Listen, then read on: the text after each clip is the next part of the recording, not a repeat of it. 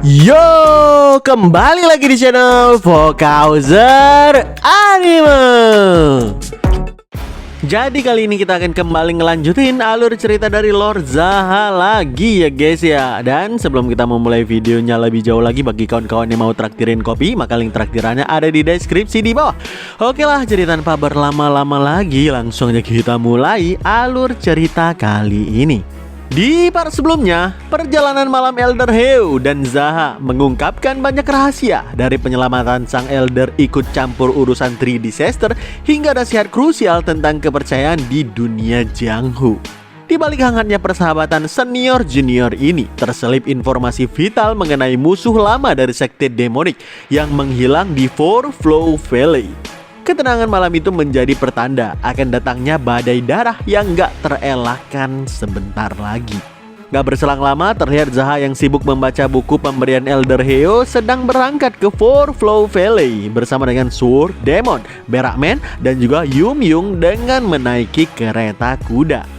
Dalam perjalanan panjang menuju ke lokasi tersebut, Zaha membaca buku itu berulang-ulang kali hingga mendapatkan beberapa kesimpulan yang dia setuju dengan Elder Heu, serta menyadari di mana pandangan mereka berbeda di bagian lainnya. Setelah mengulang baca buku sampai 70 kali, barulah kereta kuda mereka tiba di tempat tujuan yang sekilas mirip dengan pegunungan yang banyak lumutnya. Saat turun dari kereta tersebut, Sword Demon pun merasa heran kenapa Zaha membaca buku itu dengan sangat tekun. Usai menjawab kalau dirinya terus bergantian antara membaca dan meditasi karena banyak hal yang perlu dia pikirkan, Zaha pun mengembalikan buku itu ke Yum Yung dan memintanya mengembalikan buku itu ke Elder nantinya. Gak lupa Zaha mengucapkan terima kasih pada kusir yang udah mengantarkan mereka, sambil memintanya untuk segera kembali via rute yang lebih aman. Zaha pun menyerahkan 1 koin emas dengan tulus kepada sang kusir, sehingga membuat kusir itu terharu saat mengucapkan terima kasih. Begitu melanjutkan perjalanan di Four Flow Valley, Mongrang pun mengeluh karena kabut di sana sangat tebal sampai jalannya hampir nggak kelihatan. Menurut Yum Yung sih, kabut inilah yang membuat orang-orang pada sulit untuk memasuki Four Flow Valley. Tiba-tiba Zaha dapat ide dan langsung berteriak lantang, "Woi, assassin bajingan!" Kata bajingan dari mulut Zaha menggema beberapa kali karena mereka memang berada di pegunungan. Tapi tingkahnya itu langsung diprotes oleh Mongrang karena harusnya mereka lebih baik masuk diam-diam. Ngapain tiba-tiba berteriak? Zaha pun ngasih pelajaran yang nyeleneh kepada si Mongrang ini. Kita nggak tahu pintu masuk Four Valley ini, jadi aku pikir mendingan memperkenalkan diriku terlebih dahulu. Lagi pula mereka bukan tipe orang yang bisa kau serang dengan serangan mendadak. Saat penjelasan itu bikin Mongrang geleng-geleng kepala, Sword Demon malah membenarkan Zaha kalau memang mau menghabisi mereka semua, ngapain diam-diam segala. Lama-lama Sword Demon juga ikutan sedeng nih gara-gara berkawan dengan MC kita satu ini ya guys ya. Gak berselang lama, Zaha masih lanjutin kegilaannya dengan bilang, "Oi Berakman, ayo nyanyi." Karena si Mongrang ini menolak, makanya Yum Yung yang mengajukan inisiatif. "Aku gak bisa nyanyi, tapi aku mau ngomong sesuatu kepada para assassin di Four Flow Valley ini." "Wow, itu kalimat terpanjang yang kau ucapkan sejak kita pergi tadi. Oke lanjut," kata Zaha ngasih izin. Setelah berdiam dan mengatur napas, Yum Yung pun bilang dengan lantang, "Namaku Yum Yung, murid Hyo Gyeom, mantan instruktur pertama dari Shadow Unit. Aku adalah seorang assassin yang pernah memburu para pengkhianat, dan aku adalah murid dari instruktur Hyo Gyeong yang melatih para assassin. Izinkan aku bertanya, siapa yang berdiri di puncak antara para assassin?" Guruku pernah memegang posisi itu. Hari ini, murid Hyo Gyeom datang ke Four Flow Valley. Mari kita lihat siapa yang benar-benar menguasai warisan Shadow Unit. Perkenalan itu membuat Zaha lumayan terkesan karena penuh percaya diri dan pilihan kata yang mantap jiwa menurut si Zaha. Setelahnya Zaha pun menyuruh Berakman memperkenalkan dirinya, sambil menyindirnya cemen kalau nggak berani ngenalin diri sendiri seperti yang Yum Yung lakukan barusan. Makanya setelah menarik napas panjang, Mongrang pun bilang dengan lantang juga, "Aku adalah Mongrang dari Baek Yeongji, Mongrang dari klan Mong. Aku..." Seketika suara Mongrang tertahan karena merasa malu gak terkira. Tapi karena semuanya menatap dengan wajah yang heran, Mongrang pun terpaksa ngelanjutin, aku pria yang akan berdiri di puncak Ice Earth. Aku adalah pria yang bisa membuat wanita manapun yang kuinginkan menjadi milikku. Hari ini aku mencintai wanita ini, besok aku akan mencintai wanita itu. Aku adalah pria yang bisa melakukan itu. Mendengar kata pria menggema berkali-kali di pegunungan, Sword Demon cuma bisa menghela napas panjang. Sedangkan Zaha menganggap Berakman sebagai pria sereng yang saknenya kemana-mana gak karuan. Sering kabut makin pekat dalam perjalanan, tiba-tiba Sword Demon malah penasaran dengan gaya perkenalan Zaha. Bahkan dia sangat tertarik untuk mendengarnya. Makanya Zaha pun berdiri di pinggir tebing, menghirup napas paling lama untuk kemudian bilang dengan lantang juga, "Aku adalah ketua House Society. Itulah aku. Aku adalah aku.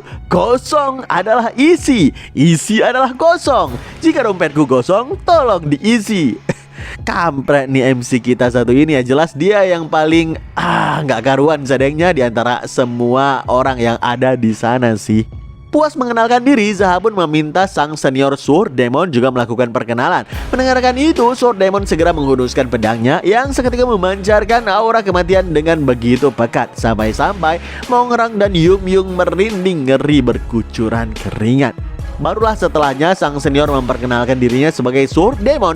Dan seketika kabut pun seperti memudar usai Sword Demon memperkenalkan dirinya. Tiba-tiba muncul suara dari balik kabut yang nanya, "Left Guardian, kenapa kau dengan sukarela melangkah ke tanah kematian?"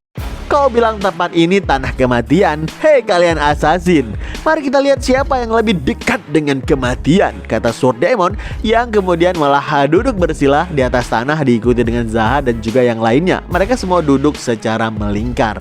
Tiba-tiba kabut pun kembali menebal dan seakan mengurung mereka berempat dalam jarak yang dekat. Nggak lupa Sword Demon bilang ke semuanya agar hati-hati dengan serangan masing-masing. Persis saat Zaha memejamkan matanya, tiba-tiba dagger dalam jumlah yang sangat banyak melesat ke arah mereka secara serentak. Sambil mendengar suara di sekitarnya, Zaha tahu kalau Sword Demon menangkis hidden weapon dengan pedangnya. Mongrang menghempaskan senjata-senjata itu dengan gelombang ki-nya. Sedangkan Yum Yung membuat Zaha terkesan karena mampu menangkis semua dagger itu nyaris gak bersuara. Zaha pun kembali membuka matanya dan dia pun tersentak saat ngelihat batu besar melesat kuat ke arahnya. Ngelihat itu Zaha yang kesal pun bilang dalam hati, "Sialan, cuma aku yang menghadapi batu gede, kampret."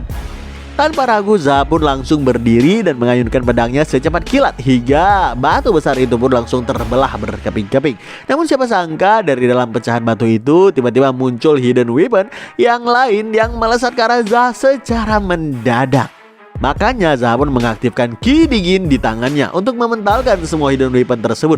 Setelahnya Zaha pun nanya dengan heran, "Hei kalian para assassin, kenapa tingkat kesulitanku kalian buat lebih tinggi?"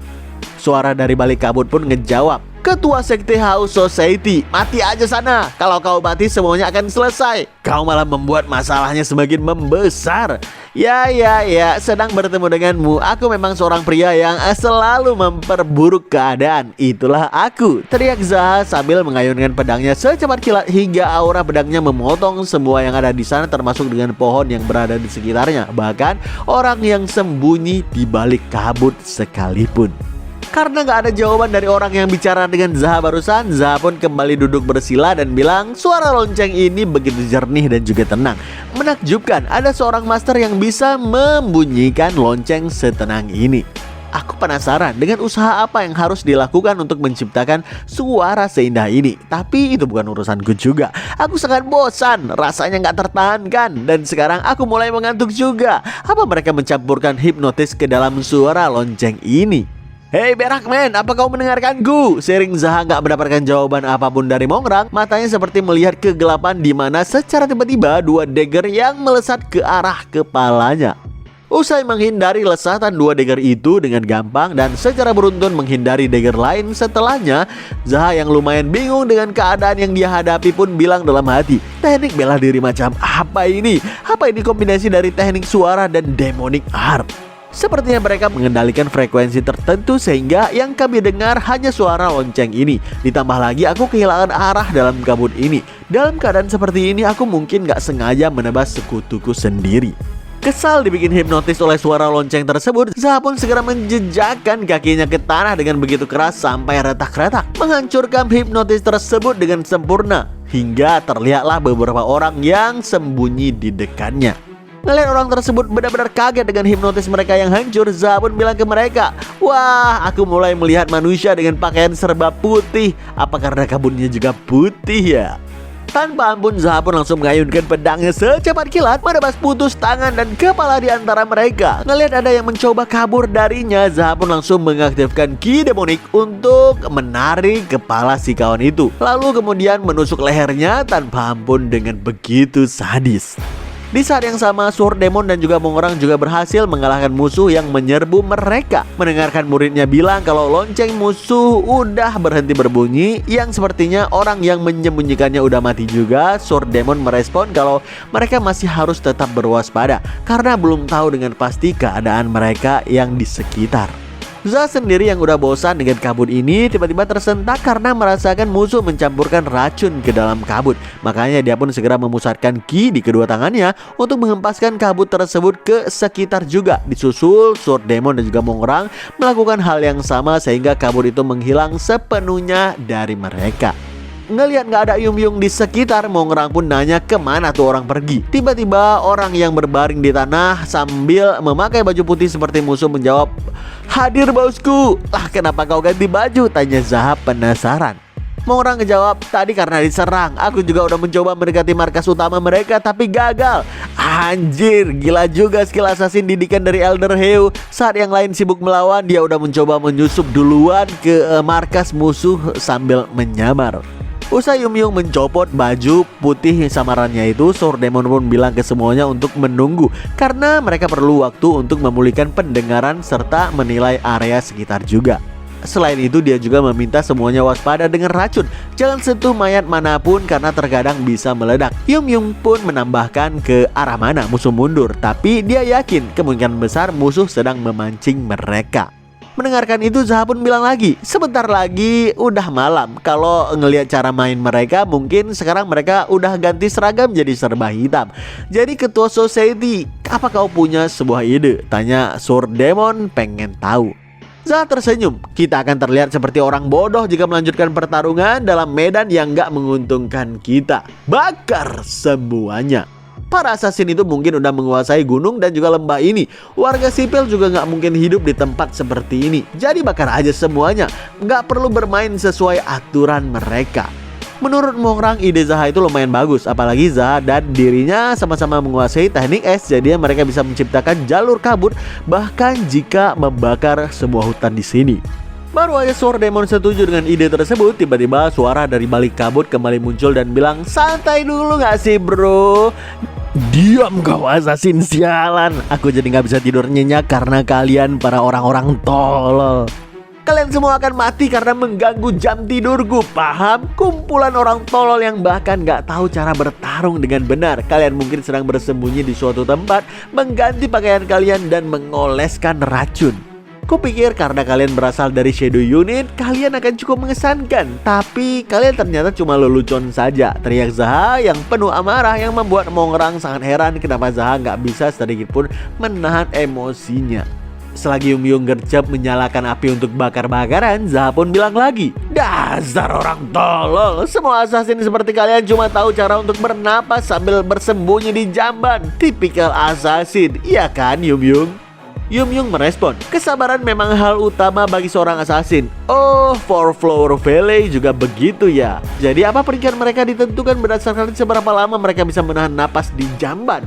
"Seriusan begitu?" kata Zaha yang membuat Yum-Yung cuma bisa terdiam kesal. Saat Zaha membayangkan semakin kuat menahan baunya, maka semakin dekat seseorang menjadi raja para assassin. Tiba-tiba dia tersentak dan dia bilang dengan wajah yang serius, Bentar. Kalau soal bau, bukannya nggak ada yang bisa menandingi Mongrang dari baik Eonggi ini."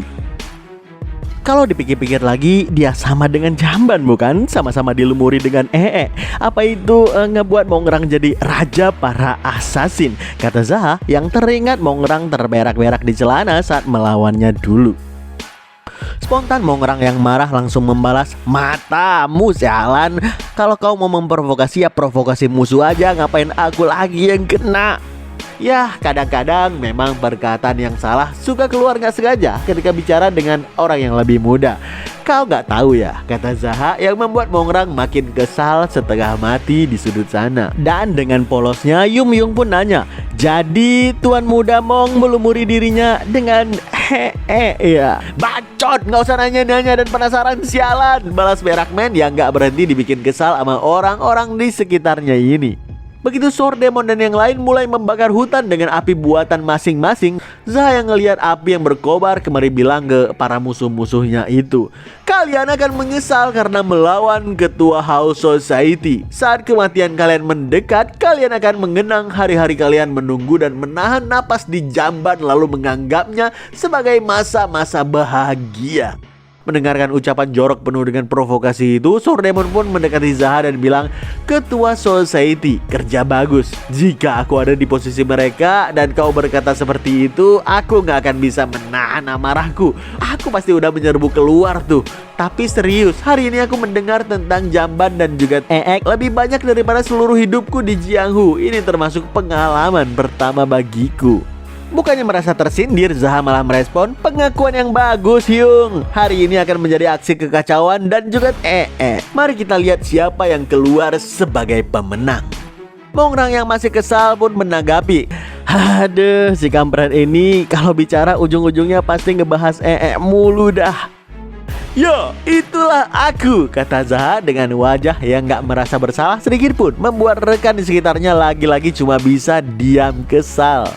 Seiring api yang berkobar di hutan mulai mengaktifkan jebakan yang dipasang oleh para assassin, Sword Demon pun nanya ke Yum Yung apa dia bisa memperkirakan di mana jebakan-jebakan itu muncul. Mendengarkan Yum Yung mengaku bisa hingga batas tertentu, Sword Demon pun langsung mengatur strategi. "Kalau begitu Yum Yung, kau yang pimpin jalan dan terus menyalakan api di dekat jebakan." Mongrang dan ketua sekte berdirilah di samping. Cegat api menyebar, kita hanya akan membakar jalur yang disiapkan oleh para assassin. Saat kita maju, jebakan mereka justru akan membimbing kita ke jalan yang benar. Setelah membentuk formasi seperti yang Sword Demon katakan, mereka pun melewati semua jebakan itu dengan sempurna. Berkat skill deteksi Yum Yung yang luar biasa juga, hingga akhirnya mereka berempat pun tiba di jalan buntu pada sebuah dinding tebing yang tinggi.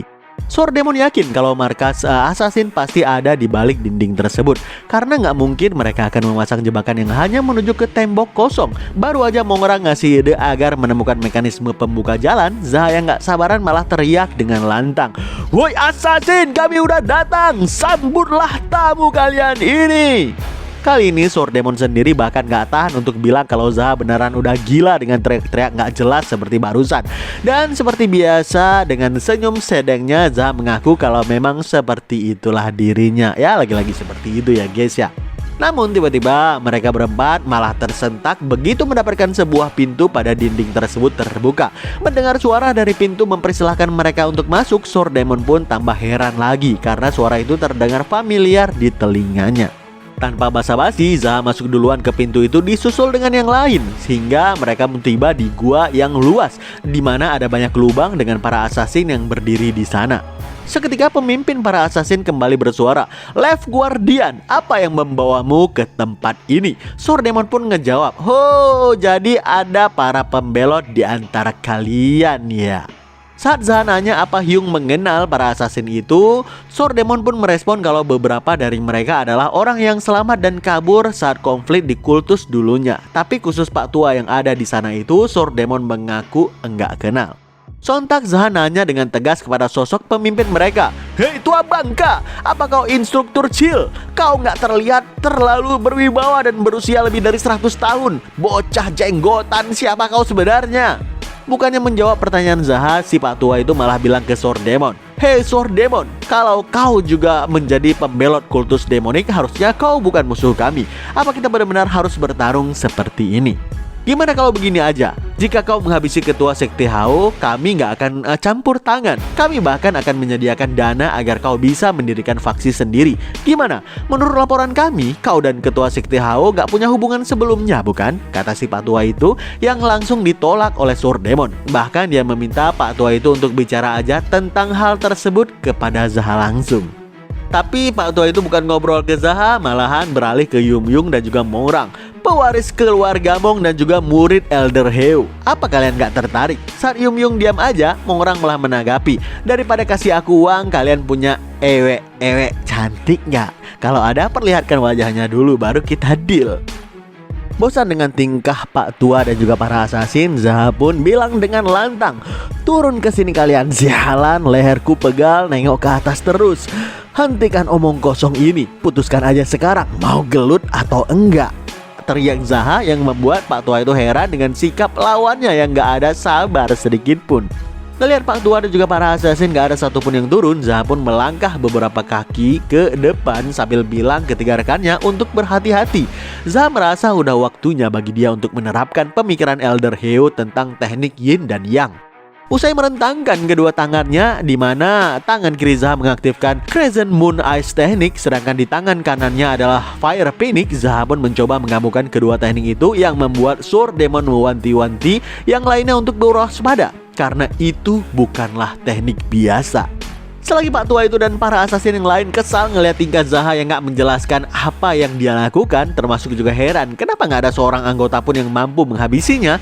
Secara perlahan Zaha menggabungkan dua teknik itu hingga menciptakan bola energi terang benderang di dalam goa tersebut.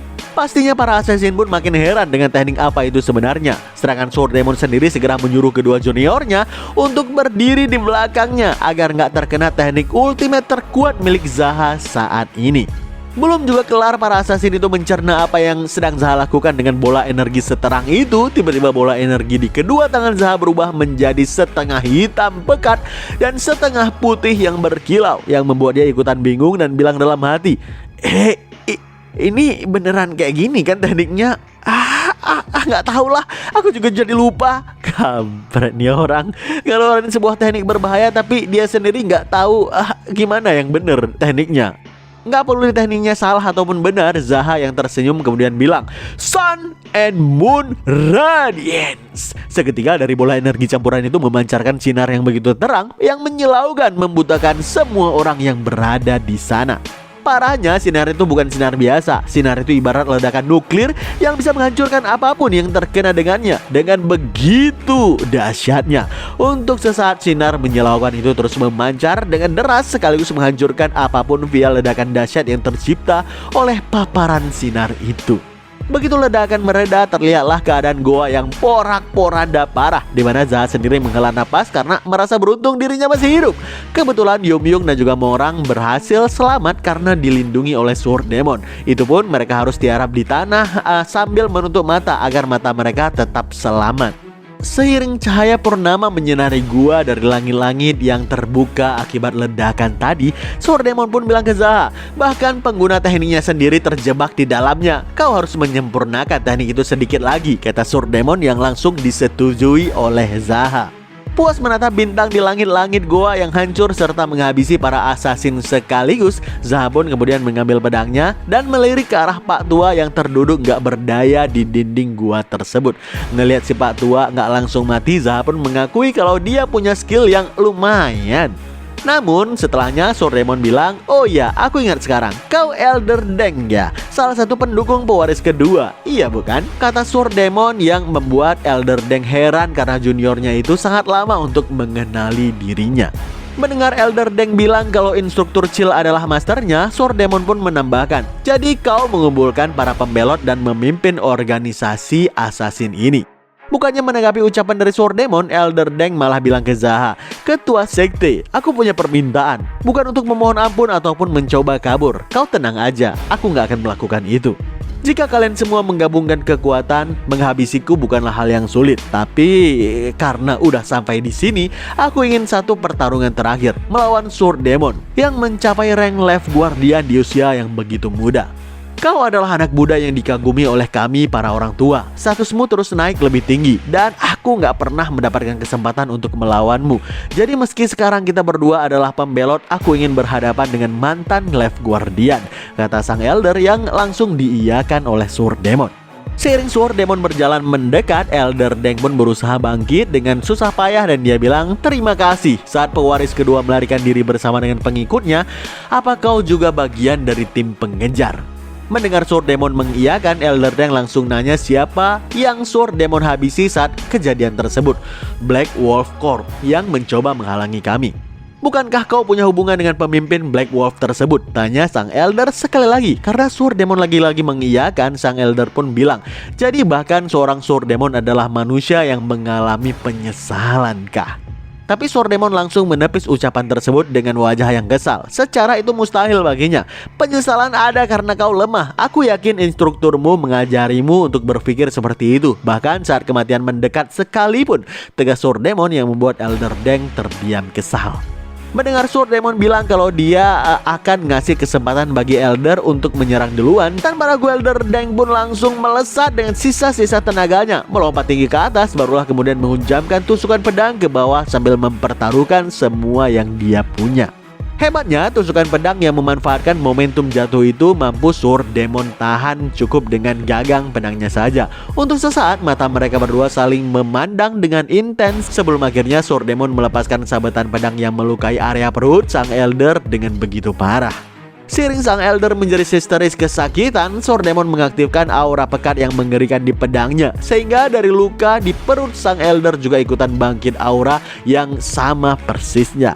Apa-apaan ini? Kata sang Elder yang benar-benar kaget saat ngelihat aura pekat itu tiba-tiba menjadi monster yang kemudian melahap tubuhnya sampai beneran habis gak bersisa. Parahnya, setelah aura pekat itu melahap tubuh sang Elder sampai habis, aura itu kembali masuk ke dalam pedang Sword Demon yang membuat Zaha lumayan terkesan sih. Usai Sword Demon menyarungkan pedangnya dan menghela napas, dalam hatinya Zaha bilang itu demonic art yang kuat.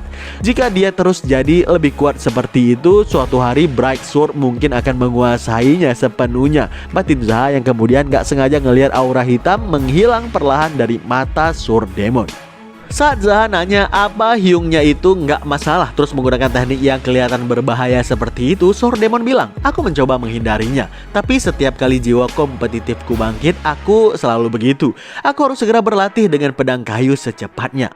Perlu kau tahu, efek samping dari teknik barusan adalah keserakahan yang gak terpuaskan dari Bright Sword. Aku sempat berpikir untuk mengajarkannya kepada muridku, tapi akhirnya aku putuskan untuk gak melakukannya. Apa itu sebabnya muridmu punya tato itu? Tanya Zaha penasaran. Sword Demon merespon, iya, itu adalah teknik yang mirip, bisa dibilang protective art, kata Sword Demon yang kemudian duduk di tanah membuat Mongrang merasa khawatir dengan sang master. Selagi Yung pergi sebentar untuk menangani sisa-sisa musuh yang ada di sekitar sana, Sword Demon mengaku di depan Zaha, aku sering merasa seperti pedang ini yang kuat, bukan aku. Dan aku hidup dengan rasa penghinaan yang terus-menerus karenanya. Aku mencoba menghindari untuk mengandalkan pedang ini, tapi mengabaikan kekuatan seperti itu bukan perkara yang mudah. Mendengarkan itu, Zaha menduga dalam benaknya kalau si Sword Demon alami adalah inner demon yang berbeda dibandingkan dengan key deviation yang pernah dia alami sebelumnya. Harusnya dengan kemenangan dan kehampaan yang mengikutinya, takut akan kekalahan lebih dari kematian. Rasanya seperti kematian selalu mengintai dan menunggu di dekat Sword Demon. Mungkin di kehidupanku sebelumnya, Sword Demon gak mati di tangan orang lain, tapi lenyap di tempat yang sunyi dan juga tandus bersama dengan Bright Sword miliknya sendiri. Batin Zaha sambil mereka-reka kejadian masa lalu sebelum dia regresi. Saat Zaha mengaku kalau dirinya bisa melihat inner demon dalam mata sang senior, Zaha pun merasa hanya ada dua jalan hidup bagi Sword Demon: bertarung sampai mati menggunakan pedang kayu, atau terus menggunakan pedang demonik sambil melawan key deviation yang terus melahap kewarasan seniornya itu. Sebelum Sword Demon membenarkan penilaian Zaha barusan, Zaha pun mengajak seniornya untuk bertemu dengan seseorang. Meski Zaha nggak yakin bertemu dengan orang itu bisa menyembuhkan inner demon seniornya itu. Menurutnya nggak ada salahnya Sword Demon bertemu dengan orang tersebut. Secara lebih baik terus mencari seseorang yang mungkin membantu untuk tetap menjadi seorang manusia daripada diam aja dan membiarkan diri menjadi seorang iblis.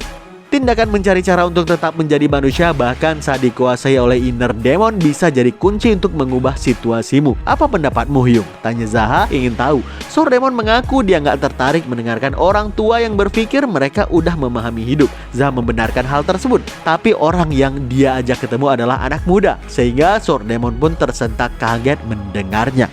Gak berselang lama, Zaha bersama dengan rekannya pun berkunjung ke klinik Master Moryong setelah sekian lama. Saat Moryong nanya siapa yang datang bersama dengan Zaha, MC kita malah menjawab dengan tersenyum lebar, "Aku membawakan pasien untukmu, Master Moryong." "Lah, kenapa kau kelihatan sangat senang? Bukannya kau membawakan orang yang sedang sakit?" tanya Moryong keheranan. Sontak Zaha pun yang kaget lalu merespon, benar juga ya. Kalau dipikir-pikir kok jadi kepikiran. Aduh Gusti, kata Sword Demon sambil menghela napas panjang membayangkan dirinya beneran akan jadi gila kalau lama-lama bergaul sama si Zaha ini yang sangat absurd dan cringe parah ya guys ya.